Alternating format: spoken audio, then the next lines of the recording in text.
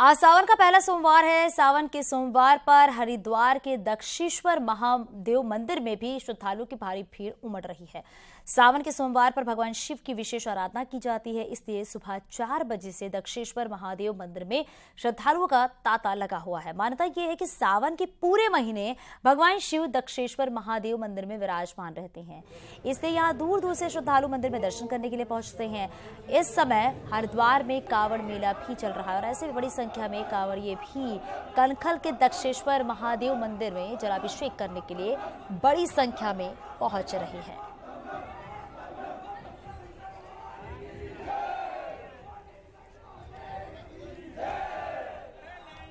तो सावन का पहला सोमवार है और ये भगवान की ससुराल है कनखल। भोले के भक्त बड़ी संख्या में नजर आ रहे हैं और सुबह से ही भक्तों की लंबी कतार देखने को मिल रही है। ये तस्वीरें आप देख रहे हैं हरिद्वार से सामने आई है, जहां पर दक्षेश्वर महादेव मंदिर में भक्तों का तांता लगा हुआ है। और इस बार सावन के सोमवार की जो शुरुआत है वो 4 जुलाई से हो चुकी है, लेकिन पहला सोमवार आज है और बताया जा रहा है कि इस बार 8 सोमवार पड़े हुए हैं। साथ में ये भी है, हर मंदिर में देखा जा रहा है कि हर हर महादेव की गूंज सुनाई दे रही है, बम बम भोले की गूंज सुनाई दे रही है।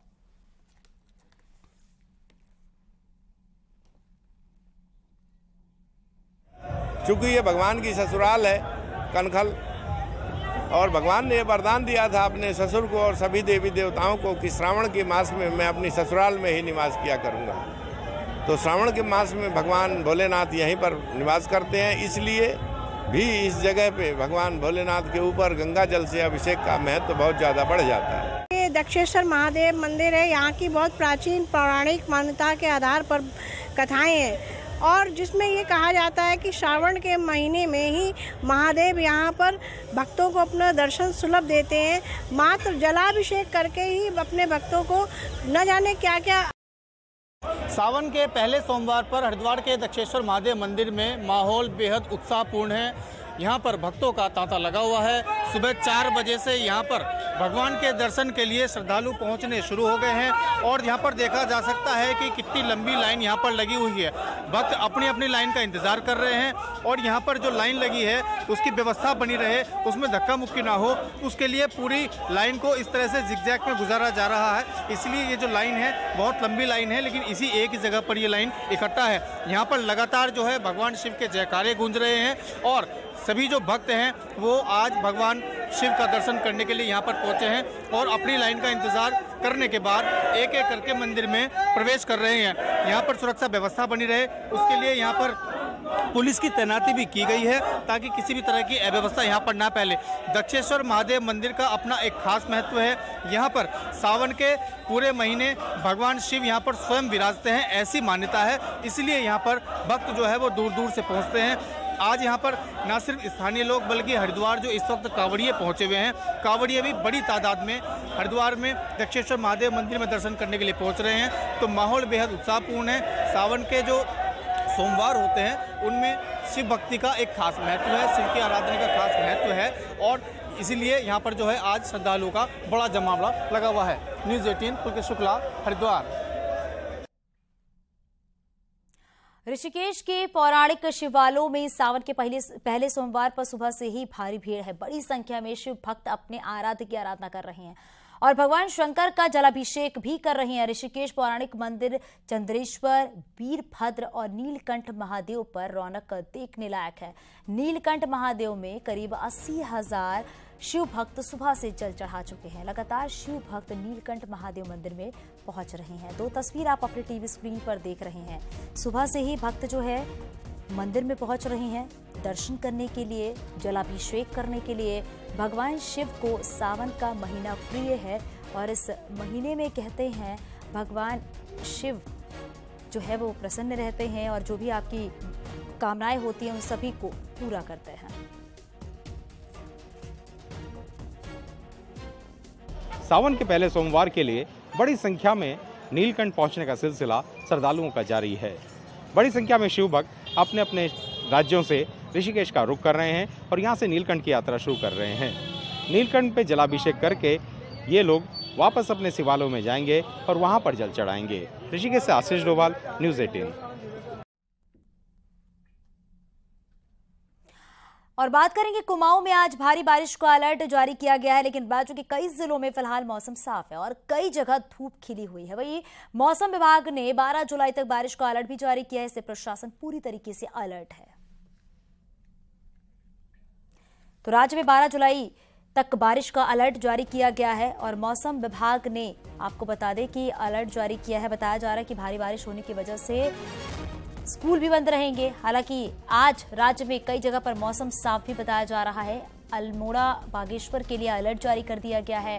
हल्द्वानी में भी बारिश को देखते हुए मौसम विभाग ने अलर्ट जारी किया है। देहरादून लिए चलते हैं आपको। विशाल हमारे सहयोगी हमारे साथ जुड़ गए हैं। विशाल, बताइए जरा आज का मौसम कैसा है वहां पर। हालांकि बताया जा रहा है कि कई जिलों में अलर्ट जो है वो जारी किया गया है। बिल्कुल साफ तौर पर कहा जा सकता है कि मौसम विभाग ने अलर्ट जारी किया था और ऐसे में प्रदेश के कई जिले ऐसे थे जहां पर डीएम ने बकायदा स्कूलों की छुट्टी कर दी थी कि 1 क्लास से और 12वीं क्लास तक के सभी बच्चों को ही स्कूली छुट्टी रहेगी। ऐसे में प्राइवेट स्कूल और सरकारी स्कूल सभी को बंद किया गया था। लेकिन अगर मैं राजधानी की ही बात करूं तो यहाँ पर देखिए खिलखिलाती हुई धूप अभी जारी है और यहाँ पर लोगों की लगातार आवाजाही भी काफी हो रही है। और ऐसे में क्योंकि मौसम विभाग का जो अनुमान था वो पूरी तरह से फेल साबित हो गया और ऐसे में प्रशासन ने जो स्कूल के बच्चों की छुट्टी कर दी थी मौसम को देखते हुए, क्योंकि मौसम विभाग ने अगले कई दिनों तक के लिए भारी बारिश की चेतावनी भी जारी की थी और 12 जुलाई तक भारी बारिश की चेतावनी थी। ऐसे में पहाड़ से लेकर मैदान तक तेज बारिश होनी थी। लेकिन आज जिस तरह से हम देख पा रहे हैं कि पूरे कई जिले ऐसे हैं जहां पर खिलखिलाती हुई धूप देखने को मिल रही है और मौसम विभाग का ये पूर्वानुमान जो था ये विफल हो गया है। जी बिल्कुल, और ये भी है कि बताया जा रहा है भारी बारिश होने की वजह से जगह जगह दिक्कतें भी सामने आ रही हैं। जलभराव की स्थिति देखने को मिल रही है और स्थानीय लोग काफी परेशान हो रहे हैं। उसको देखते हुए प्रशासन ने किस तरह की व्यवस्था की है विशाल वहां पर? देखिए सभी डीएम्स को नियंत्रण अपने अपने क्षेत्रों में निगरानी बनाने के निर्देश मुख्यमंत्री भी दे चुके हैं और मौसम विभाग ने जैसे कि पूर्व अनुमान लगाया था कि भारी से भारी बारिश रहेगी और ऐसे में कई जगह ऐसी थी जहां पर सड़कें भी बाधित थी, जहां पर रोड भी ब्लॉक्स हो गए थे या फिर जहां पर भूस्खलन जैसी स्थिति पैदा हो रही थी पहाड़ी क्षेत्रों में। वहां पर भी डीएम्स जो हैं वो अलर्ट मोड पर हैं, अपनी पूरी टीम्स लगाए हुए हैं। साथ ही जो इंस्ट्रूमेंट है जैसे जेसीबी वगैरह वो भी साथ साथ वहां पर मौजूद है कि अगर ऐसे में कोई भी पहाड़ अगर इस तरह से आता है या मलबा आता है तो उसको समय पर रहते हुए उसको क्लियर किया जा सके, क्योंकि अभी भी लगातार जो पहाड़ों में लोगों रुख हैं वो लगातार करते हुए नजर आ रहे हैं और दूर दराज से यहाँ लोग पहुंच रहे हैं, लगातार पहाड़ों का रुख कर रहे हैं। तो ऐसे में प्रशासन को अलर्ट मोड पर रखा गया है और जैसे राजधानी में ही जगह जगह बारिश के दौरान पानी भरने की बिल्कुल, और समस्या इसीलिए पहले से अलर्ट तो रहने के लिए कहा गया। बहुत शुक्रिया इस पूरी जानकारी के लिए।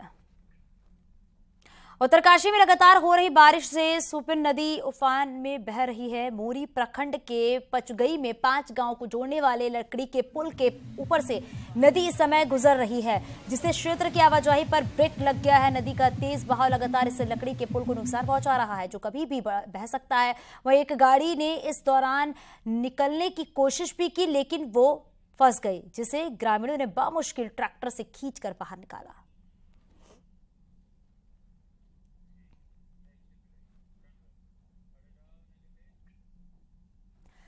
रामनगर के गार्जिया मंदिर में बीते 2 साल पहले टीले में दरारें आ गई थी, जिसे पॉलिथीन से कवर कर लिया गया था, लेकिन इस बार हवा से वो पॉलिथीन उड़ गई है। वहीं लगातार हो रही बारिश से ये दरारें बड़ी हो गई हैं। इस टीले को बचाने के लिए आईआईटी रुड़की की टीम ने भी एक प्रोजेक्ट बनाया था और साथ ही सिंचाई विभाग ने भी इसके लिए प्रोजेक्ट बनाकर शासन को भेजा है, लेकिन अभी तक इसका बजट पास नहीं हो सका है, जिससे अब टीले को खतरा हो गया है। सरकार के माध्यम से भी रुड़की से भी टीम आकर इसकी सर्वे कर चुकी है और सारी डीपीआर जितनी भी हैं वो सब शासन स्तर पर हैं, तो उसकी कार्रवाई गतिमान में है। गंभीर है मामला, मैं आगे बात करूंगा शासन में और मैं सोचता हूं कि जल्दी से हो जाना चाहिए कि जो भी। अल्मोड़ा में भले ही अभी मौसम साफ है लेकिन भूस्खलन लोगों के लिए मुसीबत बना हुआ है। एक वीडियो सोशल मीडिया में तेजी से वायरल हो रहा है जो अल्मोड़ा नैनीताल को जोड़ने वाले पुल के पास का बताया जा रहा है, जिसमें पहाड़ी टूटकर सड़क पे आ गई है, जिसमें एक बाइक सवार बाल बच गया है।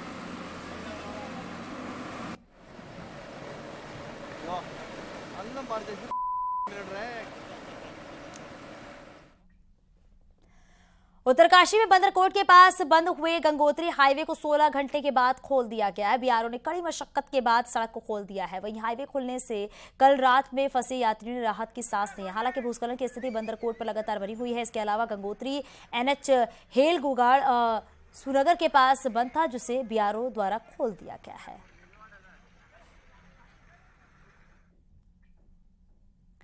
टिहरी में भी बारिश मुसीबत बरपा रही है। भारी बारिश के चलते चंबा मसूरी रोड बंद हो गई है।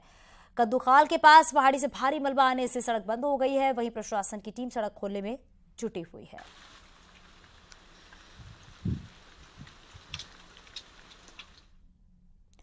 चमोली की थराली देवसारी जाने वाली सड़क पर पिछले 2 हफ्ते से आवाजाही बंद है, जिससे देवसारी गांव के ग्रामीणों को भारी दिक्कतों का सामना भी करना पड़ रहा है। तस्वीरों में आप देख सकते हैं कि पहाड़ी से भूस्खलन होने पर सड़क पर मलबा आ गया है और बंद सड़क से लोग जान जोखिम में डालकर पैदल ही आवाजाही कर रहे हैं।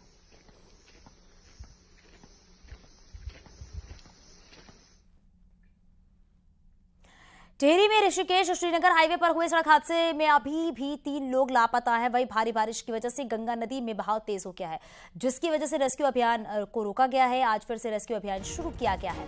आपको बता दें, रविवार दोपहर के वक्त ऋषिकेश श्रीनगर हाईवे पर सड़क हादसा हुआ था, जहां बेकाबू मैक्स गाड़ी गंगा नदी में गिर गई थी, जिसके बाद SDRF ने 3 शवों को बाहर निकाला था और 3 लापता लोगों की तलाश शुरू कर दी गई थी। वहीं हादसे में 5 लोग घायल हुए हैं, जिन्हें अस्पताल भर्ती कराया गया। हादसे के वक्त मैक्स गाड़ी में 11 लोग सवार थे।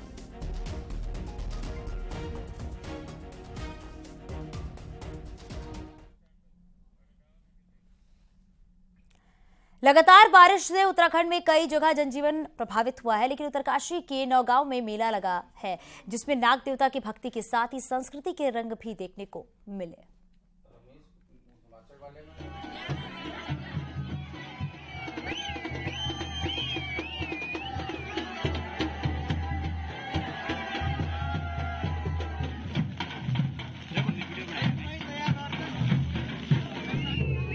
उत्तराखंड में बारिश से जहां जनजीवन प्रभावित हुआ है, वहीं बरसात ग्रामीणों के लिए क्या मायने रखती है, इसकी तस्वीरें भी सामने आई हैं। उत्तरकाशी के 80 गंगा घाट के नौगांव में बरसात के मौसम में मेले का आयोजन किया गया। ग्रामीण अपने इष्ट देव वासुकी नाग देवता की धुन पर खूब झूमते और डोली के साथ नाचते नजर आए। इस दौरान ग्रामीण महिलाओं ने रासु नृत्य भी किया। धूमधाम से मनाया जा रहा है। इतनी बारिश के साथ भी लोगों के अंदर उत्साह भर रखा है और भगवान नाग देवता के सानिध्य में आप लोग देख रहे हैं, जनता आकर अपना उत्साह बढ़ा रहे हैं और भगवान नाग देवता को एक श्रद्धा भाव से इस मेले का आनंद ले रहे हैं। मेले के दौरान हुई बारिश ने ग्रामीणों के उत्साह को और ज्यादा बढ़ा दिया। दरअसल बरसात के मौसम में बारिश से ग्रामीणों को अच्छी फसल की उम्मीद होती है, इसीलिए लोग अपने देवता को खुश करने के लिए मेले का आयोजन करते हैं और सुख शांति की मन्नत मांगते हैं।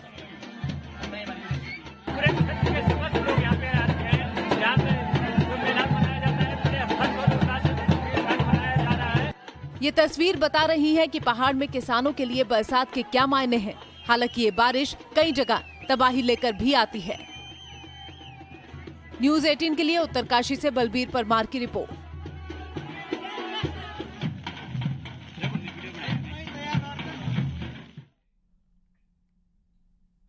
कैंट बोर्ड लैंसडाउन की ओर से लैंसडाउन का नाम बदलने जाने का प्रस्ताव रक्षा मंत्रालय को भेजा गया है, जिसको लेकर स्थानीय लोगों ने आपत्ति जताई है। कैंट बोर्ड की ओर से रक्षा मंत्रालय को लैंसडाउन का नाम बदलकर जसवंतगढ़ रखे जाने का प्रस्ताव भेजा गया है, जिस पर स्थानीय लोग काफी नाराज है। वही स्थानीय विधायक दिलीप रावत ने भी नए नाम पर आपत्ति जताई है। दिलीप रावत ने कहा कि लैंसडाउन की अपनी अलग पहचान है, ऐसे नाम बदले जाने से उस पहचान पर बड़ा असर पड़ेगा।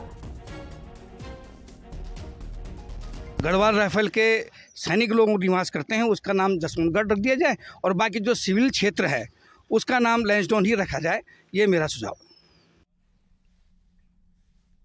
देहरादून से खबर मिल रही है, जहां पर सीएम धामी 2 विभागों की समीक्षा बैठक करेंगे। वन विभाग और लोक निर्माण विभाग की समीक्षा सीएम पुष्कर सिंह धामी करेंगे। दोनों विभागों की कार्य योजना की समीक्षा होगी। सचिवालय में 11:30 बजे से ये मीटिंग शुरू होने वाली है।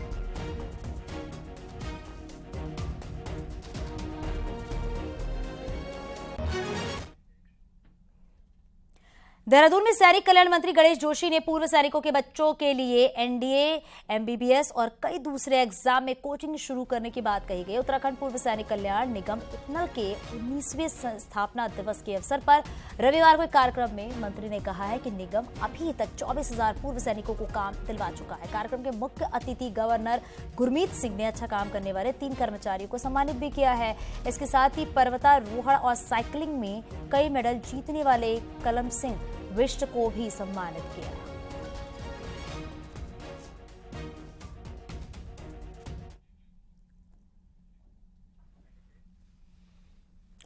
और बात कर रहे थे टिहरी जिला अस्पताल बौराड़ी में अब अल्ट्रासाउंड के लिए दूर दराज से आने वाले मरीजों को राहत मिलने वाली है। और डीएम के निर्देश के बाद जिला अस्पताल में सोमवार और मंगलवार को नरेंद्रनगर से रेडियोलॉजिस्ट की तैनाती की गई है, जिसमें अल्ट्रासाउंड के लिए आने वाले मरीजों को परेशानी ना हो और बाहर ना जाना पड़े। डीएम का कहना है कि फिलहाल 2 दिन की व्यवस्था बनाई गई है, लेकिन परमानेंट रेडियोलॉजिस्ट की तैनाती के लिए भी प्रयास किया जा रहा है। रेडियोलॉजिस्ट की एक तैनाती की गई है जो कि यहाँ पर 2 दिन अभी के लिए काम करेंगे और कोशिश ये की जाएगी फुल फ्लेज भी हमको यहाँ पर मिल जाए, क्योंकि काफ़ी इंपॉर्टेंट सेंटर है। और भी नागरिकों को और कॉमन सिटीजन को ध्यान में रखकर और क्या सुविधाएं यहाँ पर बेहतर की जा सकती है, उस बारे में भी डायरेक्शन दी जाएगी। खुद को सूचना का अधिकार अधिनियम से बाहर बताकर सूचना देने से इनकार करने वाले उत्तराखंड वक्फ बोर्ड ने राज्य सूचना आयोग के एक आदेश के बाद अब अपनी सभी प्रबंध कमेटियों में लोक सूचना अधिकारी नियुक्त कर दिए हैं। मामला पिरान कलियर स्थित दरगाह शरीफ से जुड़ा हुआ बताया जा रहा है।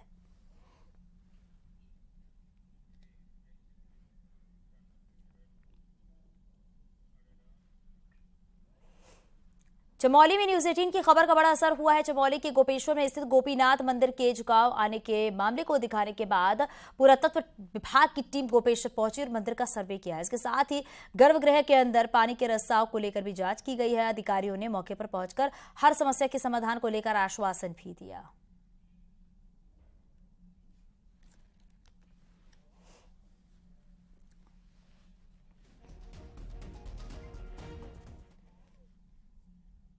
तो इन्होंने जो अपना सर्वे करा है उसमें इम्पॉर्टेंट फाइंडिंग्स इन्होंने जो है वो ये बताई हैं कि इसमें कुछ जो पानी की निकासी के कुछ काम है, जिसको इन्होंने बताया है कि उस पर काम करने की ज़रूरत है। जो भूवैज्ञानिक ने भी एक रिपोर्ट दी थी उसमें उन्होंने ये तो उससे बताया था साफ साफ कि ऐसा टिल्टिंग का तो जिक्र नहीं किया गया है उसमें कि मंदिर झुक रहा है एक तरफ, बट कुछ अगर अलाइनमेंट के इश्यूज़ हैं छोटे छोटे तो उनके लिए रिमेडियल मेजर्स टेकअप करेंगे और उसका प्लान बना। हरिद्वार में गुलदार का आतंक बढ़ता जा रहा है। BHEL के सेक्टर 5 स्थित एक घर में गुलदार ने पालतू कुत्ते पर हमला कर दिया और उसे मुंह में दबाकर ले गया। वहीं गुलदार का सीसीटीवी फुटेज भी सामने आया है, जिसमें गुलदार घर के गेट को फांदकर कुत्ते को मुंह में दबाकर जाता हुआ दिख रहा है। BHEL क्षेत्र राजाजी टाइगर रिजर्व और फॉरेस्ट रेंज से सटा हुआ है। यहाँ पर अक्सर जंगली जानवरों की चहलकदमी बनी रहती है। वहीं घर में घुसकर कुत्ते का शिकार करने की घटना के बाद क्षेत्र में दहशत बनी हुई है।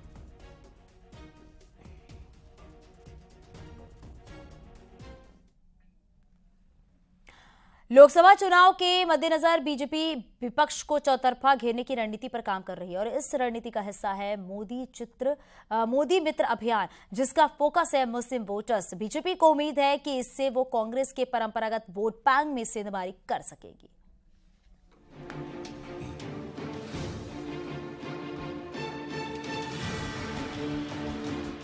लव जिहाद, मजार जिहाद के बाद अब अलग थलग पड़े मुसलमानों को जोड़ने के लिए बीजेपी मोदी मित्र बनाने जा रही है।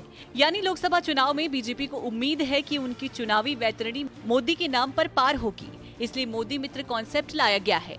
5 लोकसभा सीट पर बीजेपी अल्पसंख्यक मोर्चा पर 5 मोदी मित्र बनाने जा रही है। मोदी समर्थकों में जो सबसे बेस्ट होगा वो मोदी मित्र बन जाएगा। अल्पसंख्यक समुदाय के हमारे मुस्लिम भाई हैं और वो मोदी जी की उपलब्धियों से, मोदी जी के कार्यों से सहमत हैं, उनके प्रशंसक हैं मोदी जी के। ऐसे लोगों को मोदी मित्र बनाने का काम हम लोग कर रहे हैं, उनको सर्टिफिकेट दे रहे हैं और एक लोकसभा में 5000 मोदी मित्र बनाने का हमारा लक्ष्य है। वहीं कांग्रेस कहती है कि पूरी तरह से ड्रामा है, ये करना क्या चाहते हैं समझ नहीं आता। बीजेपी की कथनी और करनी में बहुत फर्क है और ड्रामा पार्टी में तो ड्रामा डिवीजन ही कहता हूं इसको।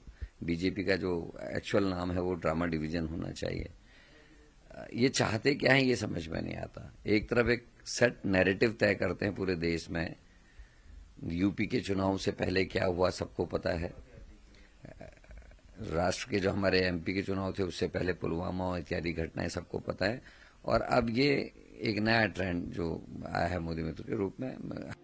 यानी लव जिहाद, मजार जिहाद के बाद भी जो मुस्लिम वोट बैंक छिटकने का डर था वो अब मोदी मित्र के सहारे दूर करने की प्लानिंग है, ताकि कांग्रेस उन्हें इन कैश ना पाए।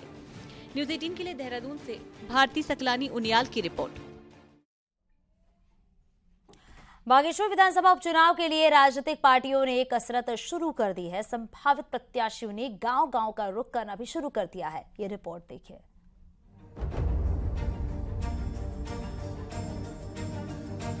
सितंबर तक बागेश्वर में उपचुनाव होने की संभावना जताई जा रही है। कैबिनेट मंत्री चंदन रामदास के निधन के बाद से सीट खाली चल रही है। फिलहाल उपचुनाव को लेकर बीजेपी कांग्रेस सक्रिय हो गए हैं। अन्य राजनीतिक दलों की भी आवाजाही बढ़नी शुरू हो गई है। हालांकि कयास ये भी लगाए जा रहे हैं कि बीजेपी बागेश्वर से चंदन रामदास के परिवार से ही किसी को टिकट दे सकती है। ये भारतीय जनता पार्टी के कार्यकर्ता हर चुनाव के लिए तत्पर हैं, तैयार हैं। बागेश्वर का चुनाव जैसे उसकी घोषणा होगी, हमारे जो बूथ लेवल से कार्यकर्ता और विधानसभा के कार्यकर्ता सक्रियता से अपना काम कर रहे हैं। और मुझे लगता है कि ये चुनाव जब भी घोषणा होगी, इस चुनाव को फतेह करना भारतीय जनता पार्टी का ये एक लक्ष्य भी है और इसको हम जीतेंगे, क्योंकि भारतीय जनता पार्टी की रीति और नीति को आम व्यक्ति समझ रहा है। बागेश्वर उपचुनाव के लिए सभी राजनीतिक दल समीकरण साधने में लगे हैं। बीजेपी महाजनसंपर्क अभियान चला रही है, तो कांग्रेस भी धीरे धीरे जनसंपर्क में सक्रिय हो रही है। इसी के साथ कांग्रेस से टिकट देने को लेकर रणजीत दास और भैरवनाथ टमटा के नाम की भी चर्चा हो रही है, लेकिन पार्टी अभी खुलकर सामने नहीं आ रही है। पार्टी स्तर की बातें हैं, इनको मैं मीडिया में नहीं कह सकता। हमारी अपनी पूरी तैयारियां हैं, बूथ लेवल से लेके हमारे अपने जो पार्टी के कैंडिडेट होंगे उसके लिए भी शीर्ष नेतृत्व से 2 बार की बातचीत हो चुकी है और जल्दी इसमें हम लोग निर्णय करके आगे बढ़ेंगे। सितंबर में बागेश्वर उपचुनाव होने की पूरी संभावना है। ऐसे में कौन सी पार्टी किस पर भारी पड़ेगी, ये भी देखने वाली बात होगी। न्यूज़ 18 के लिए देहरादून से विशाल गर्ग की रिपोर्ट। आगे भी खबरें जारी है, यहाँ रुकेंगे छोटे से ब्रेक के लिए। आप बने रहे न्यूज़ 18 के साथ।